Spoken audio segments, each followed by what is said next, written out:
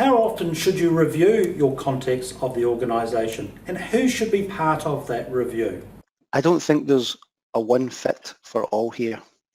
If you are an organisation and you do an analysis and understand you're an organisation that is a hungry, growing organisation that is acquiring other businesses, that is evolving into providing other products and services, then I actually believe that it's something that should be reviewed fairly regularly.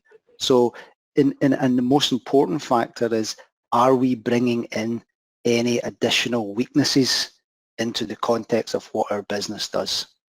So if you are that type of business, I think, almost a monthly, quarterly review to identify. And in that situation as well, you may have to involve quite a number of people. For example, if you're acquiring new businesses, you may have to involve legal teams. Those may be people that you consult with to advise you on the companies you're buying so that the due diligence is done correctly and there's no additional weaknesses that you're not aware of. However, if you're a business and the operation that you work in is very static, you sell this widget to these types of companies and that does not change, and your supply chain is not changing, then that might be something you just have a quick review of on an annual basis.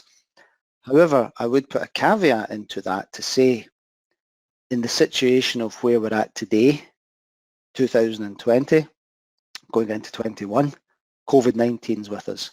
And there is no way that any business almost in the planet can say that COVID-19 is not having an impact on them.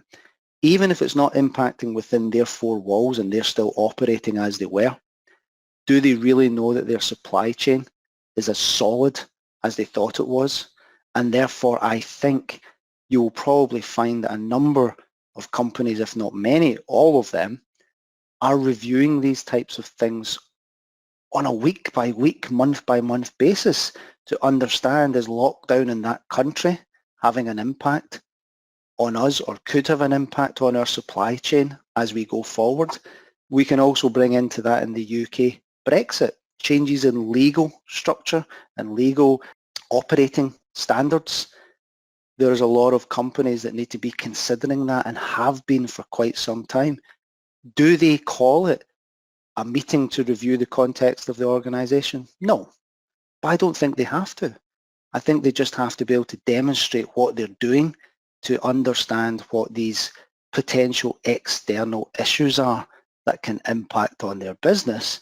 And ultimately, if they can record that maybe in the management review on an annual basis to say these are things that they look at regularly because of the issues to do with Brexit or COVID or other factors, then I think that would be sufficient.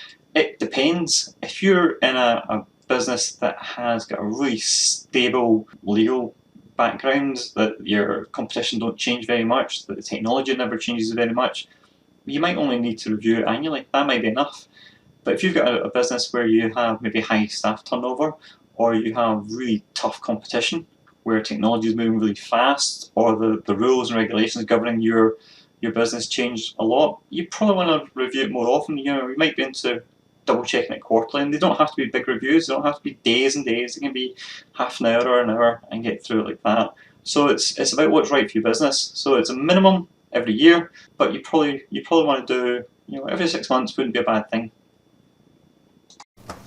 So the review should happen during the normal business management review meetings, but to be honest, the results of identifying the context of an organisation actually have lots of benefit around things like business planning and strategic direction, because you're identifying those issues and you're also identifying potential positives and places that you might want to go. So it's always a good thing to do that throughout the year, even when you may not be doing the reviews. However, as a minimum, I would usually recommend you do them with your normal business review meetings. Participation will vary depending on the organisations, but it should really include those people that you identified when you're looking at those internal and external stakeholders. The more information you can get from them when you're doing your reviews, the better the information that's going to come out of those review meetings, and therefore the better the system can be, and based on those decisions that you're making. The context should ideally be reviewed at least annually. Ideally, this will be done by internal auditors talking to senior management and understanding if there have been any key changes within the organisation. So we've got two different ways that we look at identifying and reviewing the context of the organisation. So we have a set mandate with some of our clients to say we review the context of the organisation annually at the annual management review. And there, the various different role players that will be involved there is a cross-cut of the organisation, all the way from top management, supervisors management, all the way down to workers and their representatives. So that would be at the fixed management review. However, I do believe that the context of the organisation, you should have some triggers written into your processes for ad hoc review. So if there are significant incidents, significant legal changes, significant changes in resources, new acquisitions to the business, I believe that those should be ad hoc triggers to the review of the context of the organisation that again should be done by cross-cut of the organisation from representatives from the shop floor all the way up to top management. Context should be casually reviewed pretty well consistently by most members of the organisation. If something happens to pop up that will massively shift that direction the company's in, such as COVID's a really good example, you need to go and spark a formal review of that process. However, the overall context should be formally reviewed maybe only once a year. The way I like to think about it is a ship traveling from Sydney to Copenhagen. You're not going to review whether it's going to Copenhagen on a daily basis. You're going to review whether it goes around storms, whether it follows this channel, goes around that channel. However, the general view and the goal is still going to be to get to Copenhagen. The context is that sort of high level as to what we're out to achieve. And therefore, by changing it and reviewing it every 2 to 3 weeks, it just creates confusion throughout the business. So I'd like to be involved if I was the quality or health and safety person. So obviously you're driving these processes to happen, but the decisions aren't being made by you. It's management. They first and foremost must be involved. They are the ones who run the business, and a lot of these impacts are going to affect the business and their role in that personally. But as I said with my previous answer, if you want to make it really work well, why not get the others involved? So work down your line to supervisory and workers at things like toolbox meetings.